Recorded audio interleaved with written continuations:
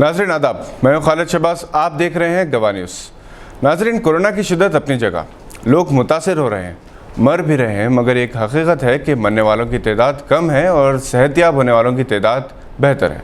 गुज़िश्ता 24 घंटों के दरमियान पूरे मुल्क में 1,69,407 मुतासरीन सेहतियाब होकर अपने घरों को वापस आ गए हैं। इस वक्त आवाम को खौफजदा करने के बजाय इनमें शोर बेदार करते हुए खौफ के माहौल को दूर करने की ज़रूरत है।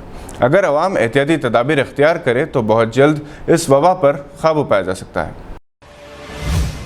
मुमताज़ इस्लामी स्कॉलर रिफॉर्मर मौलाना वहीदुद्दीन खान का 96 बरस की उम्र में 21 अप्रैल को इंतकाल हो गया। एक अरसे तक वो जमात इस्लामी से वाबस्ता रहे, मगर मौलाना मौदूदी से नज़रियाती इख्तलाफ की बुनियाद पर अलहदा हो गए। इन्होंने दिल्ली में इस्लामी मरकज़ कायम किया था। इनकी इदारत में अर-रिसाला उर्दू और अंग्रेज़ी में बेहद मकबूल हुआ। तारुफ दावत इस्लाम, रमज़ान, रोज़ा, सीरत रसूल सल्लल्लाहु अलैहि वसल्लम और सीरत सहाबा जैसी किताबें बेहद मकबूल हुई। इनकी कई किताबें मुख्तलिफ़ यूनिवर्सिटीज़ के निसाब में शामिल हैं। इन्हें अमन का सफ़ीर कहा जाता था। वो शिद्दत पसंदी के ख़िलाफ़ थे, मैना रवैया अख्तियार करने का मशवरा देते थे। मौलाना वहीदुद्दीन खान के इंतकाल पर प्रियंका गांधी ने गहरे रंजो गम का इजहार किया, जबकि समाज के हर तबक़े ने इजहार ताज़ियत किया है।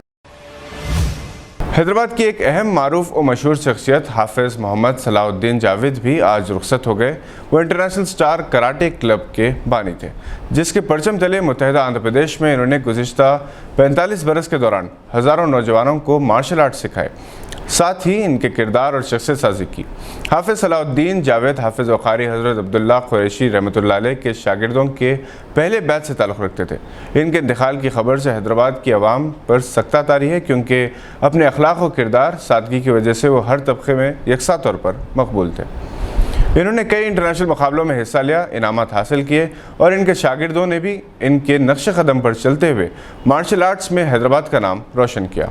ये थी आज की चंद अहम खबरों पर नज़र। अगर आपने अभी तक हमारे चैनल को सब्सक्राइब नहीं किया तो इसे लाइक और सब्सक्राइब ज़रूर करें। हम फिर हाजिर होंगे ऐसी कुछ खबरें लेकर। देखते रहिए गवाह।